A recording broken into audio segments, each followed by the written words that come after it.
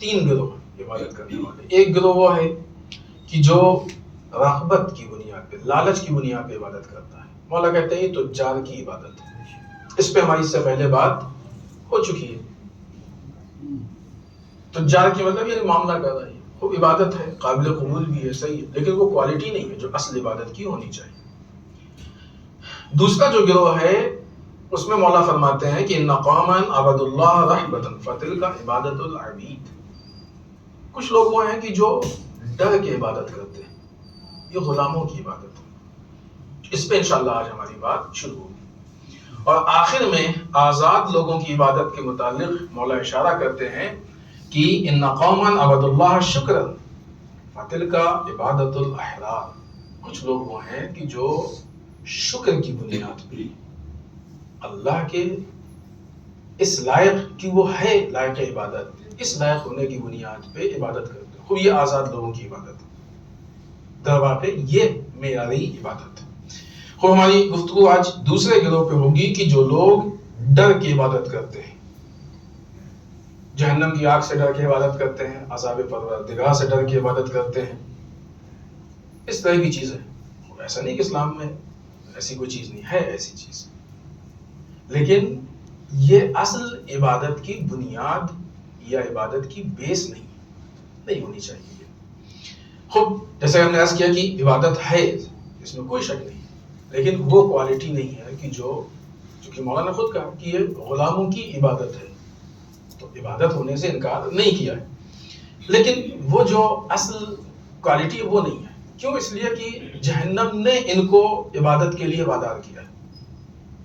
جہنم نے، دوزخ نے ان کو، خب اگر یہ نہیں کریں گے ہم تو مثلاً ارے آگ میں ڈال دیے جائیں گے، کوڑے پڑیں گے، فرشتے جو ہے وہ آگ کے جلتے ہوئے سب سلاخیں ہمارے اندر ڈالیں گے اور کیا کریں گے، یہ سب ہے، عذاب بیان بھی کیے گئے، اس سے انکار نہیں.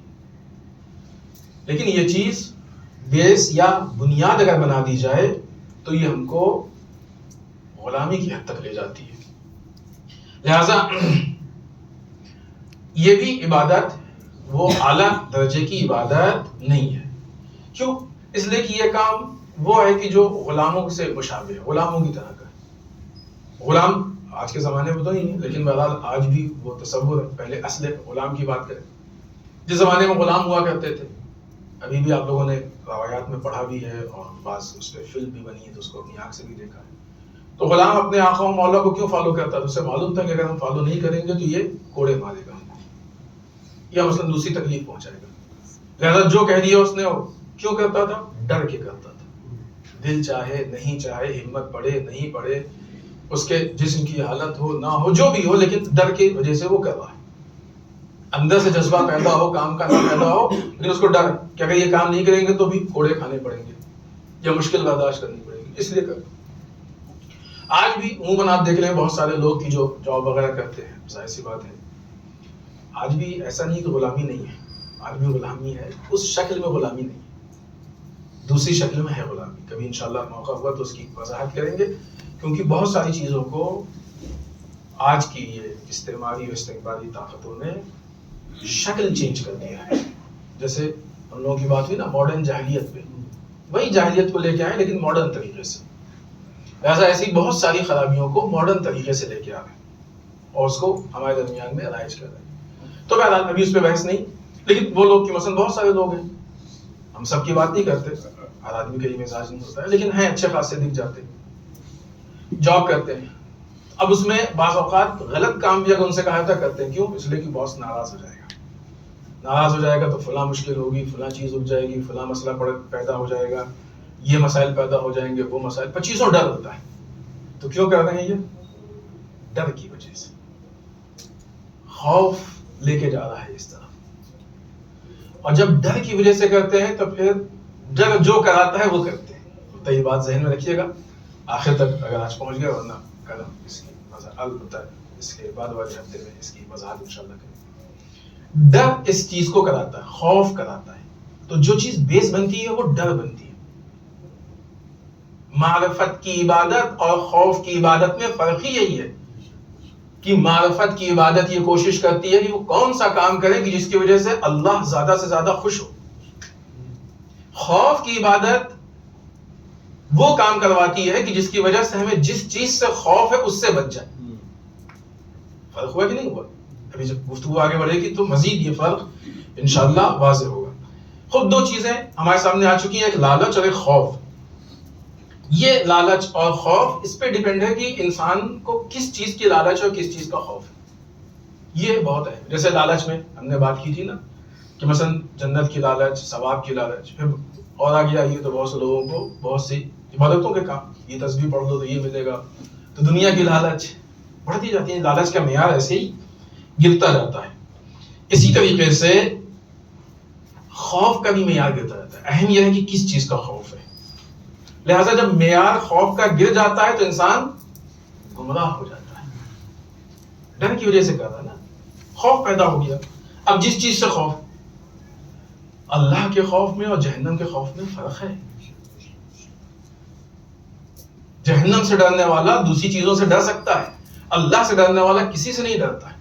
یہ جیسے ابھی ہم نے فرق بتایا، اللہ سے ڈرنے والے کی عبادت اس کی رضا کے لیے، جہنم سے ڈرنے والے کی عبادت صرف آگ سے بچنے کے لیے. خوب اتنا کام کر لے کہ اپنے آپ کو آگ سے بچا لے، جہنم سے بچا لے، عذاب الہی سے بچا لے، فلاں چیز سے بچا لے. فرق ہے. جس طریقے سے لالچ میں بات ہوئی تھی کہ ثواب و جنت کے علاوہ بھی جو لالچ ہے، اسی خوف میں بھی ہے. بہت ساری چیزوں کا خوف ہوتا ہے انسان کو. تو پہلے تو جہنم کا خوف، اس نے عبادت کے معیار کو گرا دیا. اب جب یہ خوف کا معیار گرا اور بالفرض خدا نخواستہ صرف جہنم کے خوف پہ نہ رکے اور آگے چلا جائے تو بہت سے موقعوں پہ دنیا کا خوف آ جاتا ہے انسان کے دل میں. دنیا کے خوف میں عبادت کرتا ہے. ایسے بعض واقعات بھی مشہور ہیں. انسان مثلا ایک دن اس نے جو عبادت کنٹینیو پابندی سے کرتا تھا، ایک دن نہیں کر پا رہا تھا، صرف اس لیے کیا کہ لوگ کیا کہیں گے. یہ آدمی جو ہمارا ایک تشخص بن گیا ہے، جو ہماری ایک پہچان بن گئی کہ یہ آدمی یہ کرتا ہے، آج نہیں کریں گے تو وہ ٹوٹ جائے گا. اس لیے کر رہا ہے شہرت کے خوف سے. خوف چینج ہوا کہ نہیں چینج ہوا؟ اس میں اخلاص نہیں رہ گیا، اس لیے کرتا. لہذا آپ دیکھیں تو صدر اسلام میں اس طرح کی چیزیں بہت ساری آئی ہیں کہ لوگوں نے دنیا کے خوف سے بہت سے کام کیے، یا دنیا کی لالچ میں یا عہدے کے خوف سے بہت سارے کام کیے، شہرت کے خوف سے بہت سارے کام کیے. خود ایسا نہیں کریں گے یا ایسا کر دیں گے تو لوگ کیا کہیں گے، غلط مشہور ہو جائیں گے. ایسا نہیں کریں گے تو ہمارا عہدہ چلا جائے گا. صدر اسلام میں بنی امیہ کے حکمران نے جو دینداری کو ظاہر کی، دیندار تو نہیں تھے نا وہ لوگ، دیندار تو نہیں تھے، پھر کیوں مجبور تھے کہ بلا وجہ نہ چاہتے ہوئے بھی. مثلا بعض اوقات بنی امیہ یا بنی عباس سے متعلق بھی ایسی روایتیں ہیں کہ وہ غلط حالت میں نہ چاہتے ہوئے بھی مثلا نماز میں گئے. کیوں گئے؟ کیوں گئے؟ غلط حالت میں گئے نماز میں. لوگوں کا خوف تھا، لوگ کہیں گے کہ مثلا خلیفہ نے ایسا نہیں کیا، یا اور بہت سارے دین کے کام لوگوں کے سامنے آ کے اپنے آپ کو ایسا ظاہر کیا. خب جس کو اللہ سے اتنی عقیدت نہیں، جو قرآن پہ عمل نہیں کرتا ہے، قرآن کا مذاق اڑاتا ہے، وہ لوگوں کے سامنے آ کے قرآن کی بات کر رہا ہے، دین کی بات کر رہا ہے. کیوں کر رہا ہے؟ کیونکہ ان کو معلوم ہے ہم جس عہدے پہ بیٹھے ہیں یہ عہدہ مذہبی ہے، اگر ہم دین کی مخالفت کریں گے تو عہدہ ہم سے چھن جائے گا. لہٰذا مجبور تھے دین کو ظاہر کرنے کے لیے. خب یہ خوف تھا. خوف کی بنیاد پہ وہ دینداری جو تھی کس بنیاد پہ تھی؟ خوف کی بنیاد پہ تھی. تو الگ الگ طرح کے خوف ہوتے، مسئلہ صرف اس کا نہیں. بعض اوقات جیسے اور پست ہو جاتا ہے تو ابھی ہمارے درمیان ہی بعض اوقات کہا جاتا ہے کہ مثلا اگر مجلس نہیں کریں گے تو سال بھر پریشان رہیں گے. نہیں معلوم کتنی عجیب بات ہے. اہل بیت کی توہین، جو بھی ایسا کہتا ہے در واقع اہل بیت کی توہین کرتا ہے. آیا اہل بیت کے ساتھ ایسی ہو سکتی ہے کہ ایک آدمی مجلس نہ کرے تو اہل بیت اس کو پریشان کرے؟ نعوذ باللہ. کتنے احمق لوگ ہیں، ان کو یہ بھی نہیں معلوم کس چیز سے ڈرنا ہے کس سے نہیں ڈرنا. کتنی بیوقوفی کی چیز ہے، حماقت کی چیز ہے. تو یہ خوف الگ الگ اس میں مرحلے میں جب پیدا ہوتا ہے تو ایسی صورت میں پھر وہ دین کو لوگوں، بلو یہ کہ دیندار نہیں ہے، بہت سی چیزوں کو نہیں چاہتا ہے، لیکن وہ لوگوں کے سامنے ظاہر کرتا ہے، اپنے کو دیندار پریزنٹ کرتا ہے. ہوتا کیا ہے کہ جب امتحان کی منزل آتی ہے، ہوتا کیا ہے کہ جب تنہائی میں ہوتا ہے، اس وقت اس کی حقیقت کھل جاتی ہے. جسے کہتے ہیں کہ قلعی اتر کے سامنے آ جاتی ہے. قلعی اترنا سمجھتے ہیں؟ ابھی آج کے زمانے میں قلعی کا زمانہ نہیں، پہلے زمانے میں بعض برتن ہوتے تھے تانبے وغیرہ کے، ان کے اوپر چاندی کی قلعی ہوتی تھی، پالش کہہ سکتے ہیں آج کے زمانے میں. اس میں قلعی کی پالش اور قلعی میں تھوڑا سا فرق ہے، لیکن پالش کہہ سکتے ہیں. تو وہ تانبے کا برتن وائٹ دکھتا تھا، چمکتا ہوا.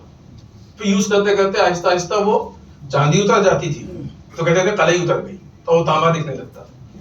تو جب قلعی اتر گئی تو جو حقیقت ہے وہ دکھ رہی.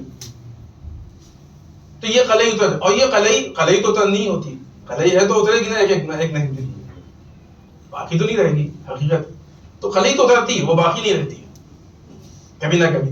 لہٰذا دیکھیں گے اتنے بڑے بڑے حکمران کی جنہوں نے اپنی دینداری کو نہ یہ کہ اپنے ظاہری اعمال سے ثابت کرنے کی کوشش کی، بلکہ افراد کو بٹھایا کہ وہ ان کے فضائل میں لکھیں، لوگوں کو بٹھایا کہ ان کے فضائل میں جا کے منبروں پہ گفتگو کریں. اتنا سب کچھ کرنے کے بعد بھی ان کی قلعی اتر گئی، کیونکہ جھوٹ تو جھوٹ ہوتا ہے، وہ کھل کے رہتا ہے، اس کو کوئی نہیں چھپا سکتا ہے. اور اسی کے مقابلے میں مولا کائنات کے فضائل کو چھپانے کے لیے نہ کتنے لوگ معین کیے گئے، لیکن اتنی سب کچھ کوشش کرنے کے بعد بھی مولا کائنات کو کے فضائل کو چھپا نہیں پائے. تو یہ چیز کھل کے سامنے آ جاتی ہے. تو بہرحال بات کو آج ختم کرتے ہیں، اس لیے کہ وقت ختم ہو رہا ہے. انشاءاللہ اسی جگہ سے اس کے بعد والے ہفتے میں کنٹینیو کریں گے کہ یہ خوف کی قسمیں ہوتی ہیں، اور جب یہ خوف کی قسمیں ہوتی ہیں تو اس کا اثر ہمارے اعمال پہ پڑتا ہے.